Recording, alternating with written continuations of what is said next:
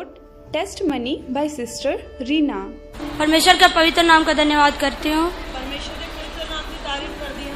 परमेश्वर ने जो मुझे एक अच्छा मौका दिया आप लोगों के बीच में एक जीवित गवाह होकर खड़ा किया। परमेश्वर ने मैंने ਤੁਹਾਡੇ ਵਿਚਕਾਰ ਇੱਕ ਜਿੰਦਾ ਗਵਾਹ ਬਣਾ ਕੇ ਖੜਾ ਕੀਤਾ, ਇਸ ਲਈ मैं परमेश्वर ਦਾ ਧੰਨਵਾਦ करदी हां। मेरा जन्म एक पेंटिकॉस्ट मिशन विश्वासियों के बीच में हुआ। मेरा जन्म पेंटिकॉस्ट परिवार विच विश्वासी परिवार विच होया। घर में पहला बच्चा होने के कारण मेरे पापा मेरा पहला बच्चा है करके प्रभु के लिए मुझे सौंप दिए।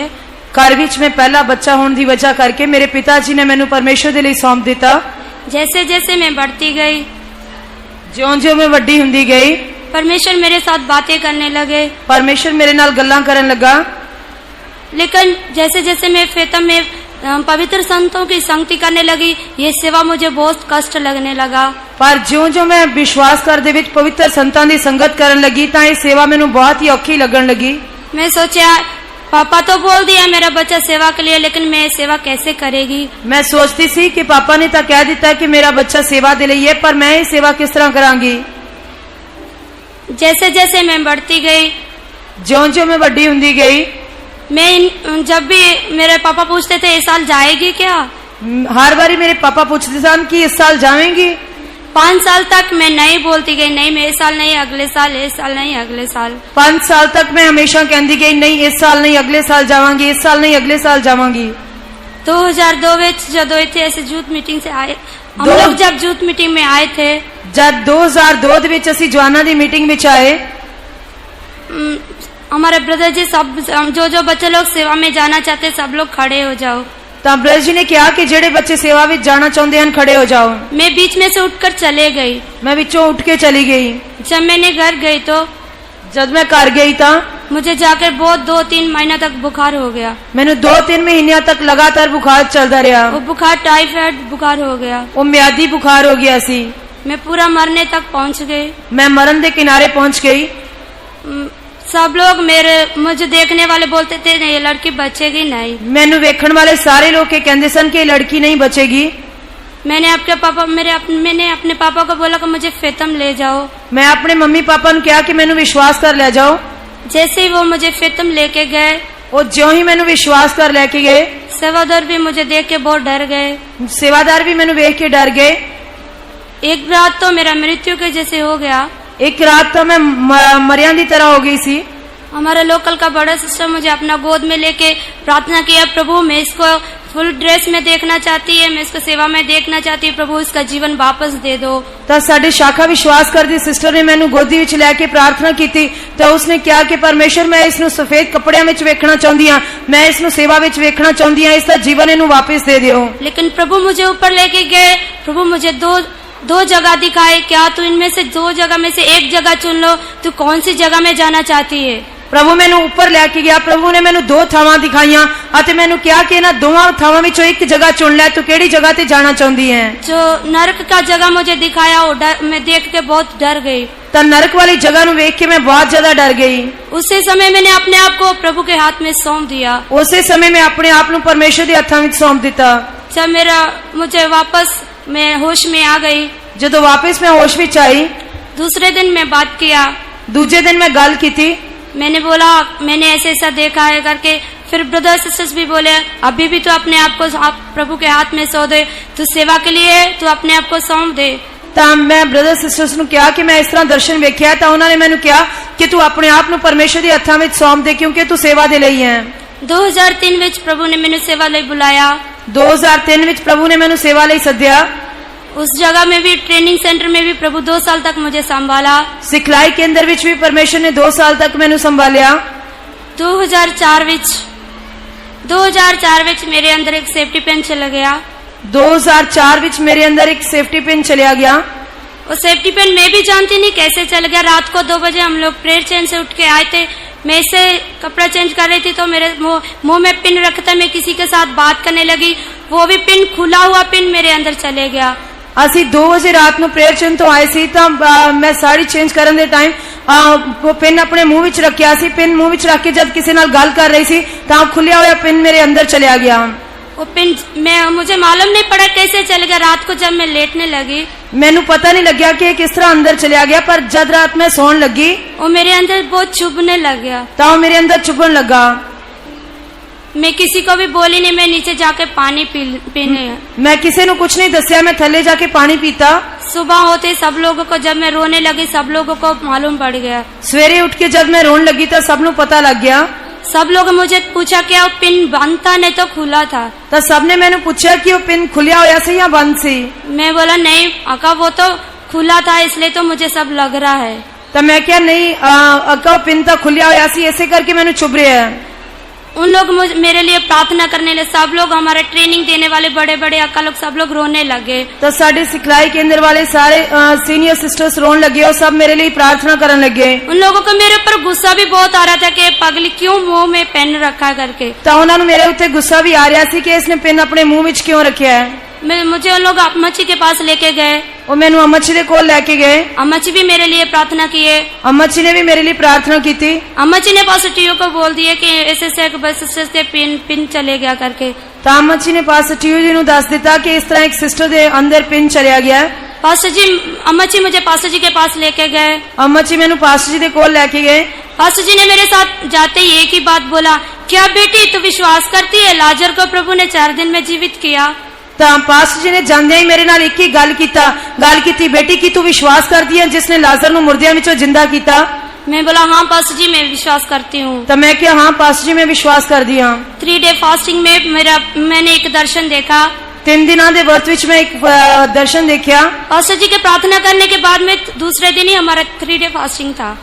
ਪਾਸਟਰ ਜੀ ਦੇ ਦੁਆ ਕਰਨ ਤੋਂ ਬਾਅਦ ਹੀ ਦੂਜੇ ਦਿਨ ਸਾਡਾ 3 ਦਿਨ ਦਾ ਰੋਜ਼ਾ ਪ੍ਰਾਰਥਨਾ ਸੀ। उस 3 डे फास्टिंग में मैंने ऐसा दर्शन देखा कि 2 जन आके मेरा ऑपरेशन करके जैसे वो पिन को ले रहे हैं। ਅਤੇ ਮੈਂ ਦਰਸ਼ਨ ਦੇ ਵਿੱਚ ਦੇਖਿਆ ਕਿ 2 ਜਣੇ ਆ ਕੇ ਮੇਰਾ ਆਪਰੇਸ਼ਨ ਕਰ ਰਹੇ ਹਨ ਅਤੇ ਉਹਨਾਂ ਨੇ ਮੇਰੇ ਪਿਨ ਨੂੰ ਲੈ ਲਿਆ ਹੈ। मैं पूरे तरह मुझे पहले तो मैं बैठ नहीं सकती थी फास्टिंग प्रेयर में। बाद में मैंने महसूस किया कि मेरा पिन सचमुच चले गया करके। ਪਹਿਲਾਂ ਮੈਂ ਰੋਜ਼ਾ ਪ੍ਰਾਰਥਨਾ ਵਿੱਚ ਬੈਠ ਨਹੀਂ ਸਕਦੀ ਸੀ, ਪਰ ਬਾਅਦ ਵਿੱਚ ਮੈਂ ਮਹਿਸੂਸ ਕਰ ਰਹੀ ਸੀ ਕਿ ਹੁਣ ਮੈਂ ਠੀਕ ਤਰ੍ਹਾਂ ਬੈਠ ਸਕਦੀ ਹਾਂ, ਇਸ ਕਰਕੇ ਮੇਰਾ ਪਿਨ ਨਿਕਲ ਚੁੱਕਾ ਹੈ। परमेश्वर ने आज तक उस पिन के द्वारा, हो सकता था सब लोग डरते थे कि इसको क्या हो जाएगा, लेकिन प्रभु ने आप लोगों के बीच में आज मुझे जीवित रखा। मैं प्रभु का धन्यवाद करती हूँ। उस समय सारे लोग डरते सन कि उस पिन दी वजह करके पता नहीं इसके नाल की होएगा, पर आज तक परमेश्वर ने अपनी महान कृपा दे नाल मैंने संभाल के रखा। मैं परमेश्वर की तारीफ करदी हां। 2005 विच कटक विच भी प्रभु मुझे सेवा के लिए लेके गए। 2005 विच परमेश्वर मैनू कटक विच अपनी सेवा ले लेके गया। कटक में भी सेवा करने के लिए प्रभु ने अपना अनुग्रह दिया। कटक विच भी परमेश्वर ने मैनू अपनी सेवा करने के लिए कृपा दी थी। मुझे अभी मैं एक लोकल में थी। हुण मैं एक लोकल विश्वास कर विच सी। वहाँ का हाल माहौल सब कुछ लोग तो सब लोग जानते ही होंगे। उत्थों दा हाल माहौल तुहाडे विचों कुछ लोग जानते होंगे। जो लोकल में मैं थी वहाँ बहुत विरोधी लोग उठते थे। जिस शाखा विश्वास कर विच मैं सी उत्थे बहुत ज्यादा विरोधता हुंदी सी। एक दिन तो हम लोगों को संडे को रात को बोल दिया कि आप लोग घर में नहीं सोना, किसी विश्वासी के घर में सोना है। एक दिन रात ਨੂੰ ਸਾਨੂੰ ਕਿਹਾ ਗਿਆ ਕਿ ਤੁਸੀਂ ਵਿਸ਼ਵਾਸ ਕਰ ਨਹੀਂ ਸੋਣਾ, ਤੁਸੀਂ ਕਿਸੇ ਵਿਸ਼ਵਾਸੀ ਦੇ ਘਰ ਜਾ ਕੇ ਸੋ ਜਾਓ। सानू दो सिस्टर नु साने किसी के घर में भेज दिया, लेकिन ब्रदर हमारा फेतम में थे। ਸਾਨੂੰ 2 ਸਿਸਟਰਾਂ ਨੂੰ ਕਿਸੇ ਵਿਸ਼ਵਾਸੀ ਦੇ ਘਰ ਵਿੱਚ ਭੇਜ ਦਿੱਤਾ, ਪਰ ਬ੍ਰਦਰ ਵਿਸ਼ਵਾਸ ਘਰ ਵਿੱਚ ਹੀ ਰਹੇ। रात को तो कुछ नहीं हुआ। ਰਾਤ ਨੂੰ ਤਾਂ ਕੁਝ ਨਹੀਂ ਹੋਇਆ।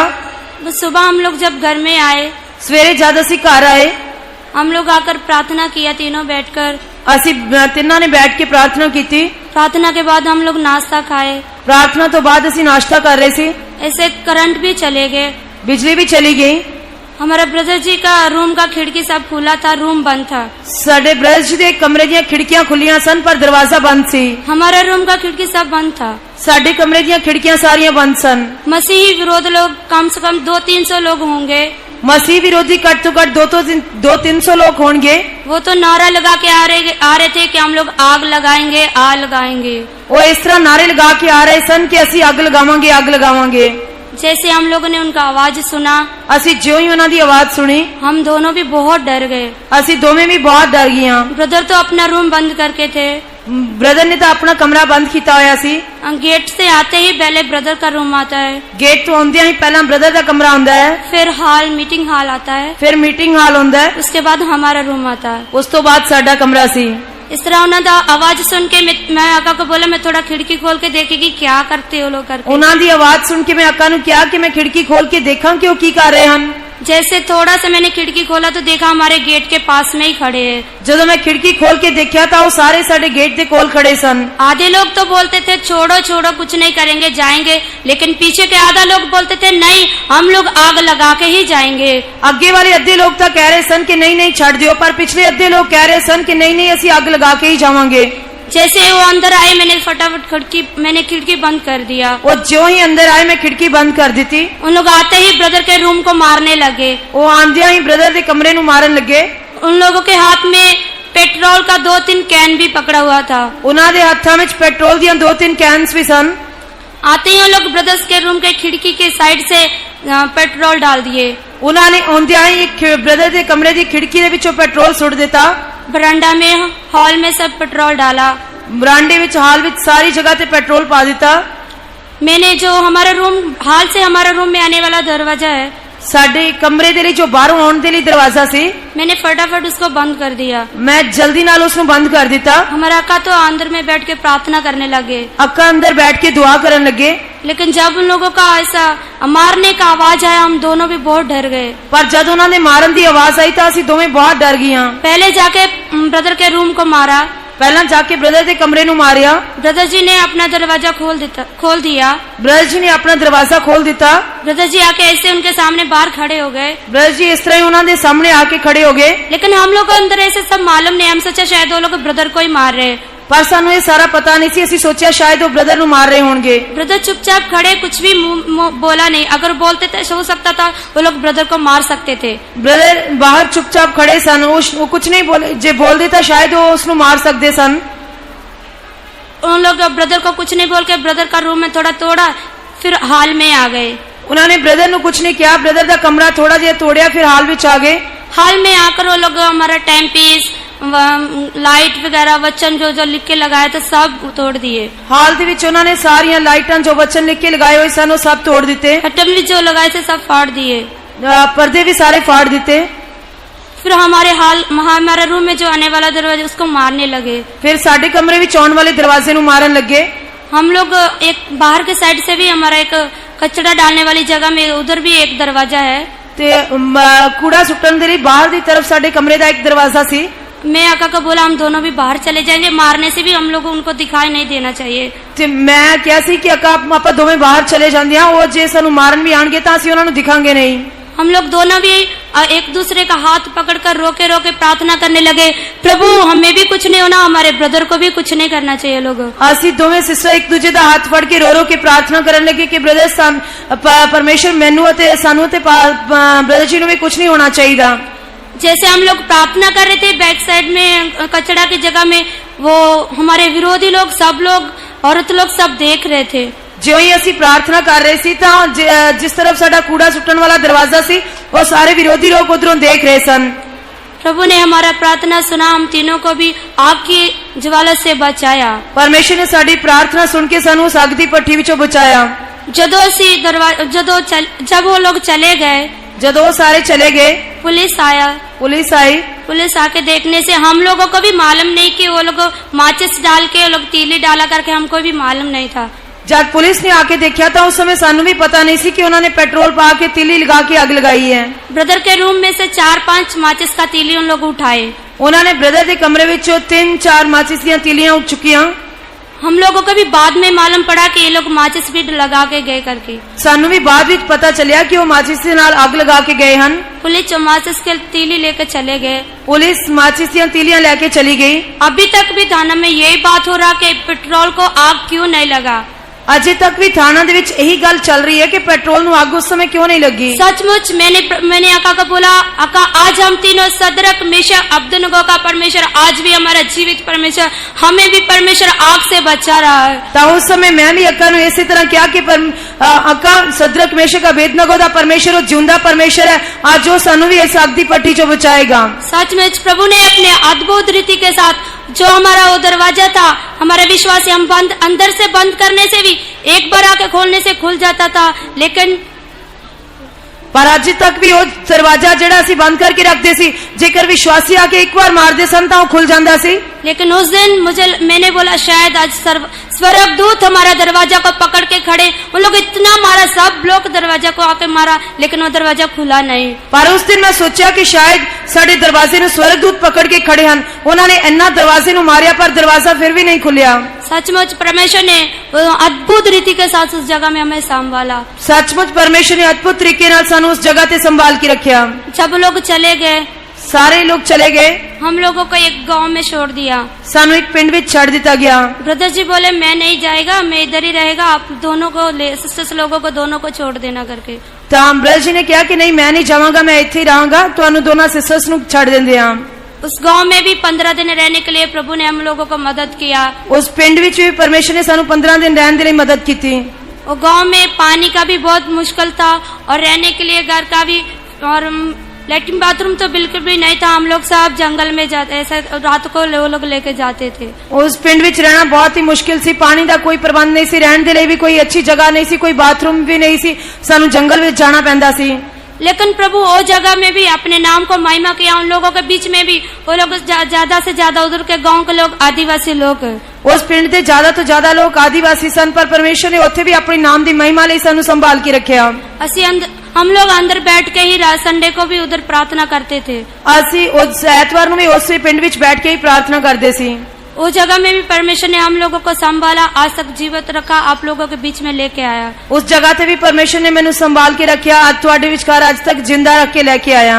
खासकर आप लोग सब उड़ीसा सेवा के लिए प्रार्थना करना। उड़ीसा में जो भी मुश्किल चल रही परमेश्वर, वो सब परमेश्वर सारी सेवा को आशीष करना चाहिए। ਤੁਸੀਂ ਉੜੀਸਾ ਸੇਵਾ ਦੇ ਲਈ ਪ੍ਰਾਰਥਨਾ ਕਰਨਾ, ਉੱਥੇ ਜੋ ਕੁਝ ਸਮੱਸਿਆਵਾਂ ਚੱਲ ਰਹੀਆਂ ਹਨ ਪਰਮੇਸ਼ਰ ਉਹਨਾਂ ਨੂੰ ਦੂਰ ਕਰਨਾ ਚਾਹੀਦਾ ਹੈ। ਉਸ ਸੇਵਾ ਦੇ ਲਈ, ਬਰਕਤ ਦੇ ਲਈ ਤੁਸੀਂ ਤੁਹਾਡੇ ਕੋਲੋਂ ਦੁਆ ਦੀ ਮੰਗ ਕਰਦੇ ਹਾਂ। परमेश्वर के नाम का धन्यवाद।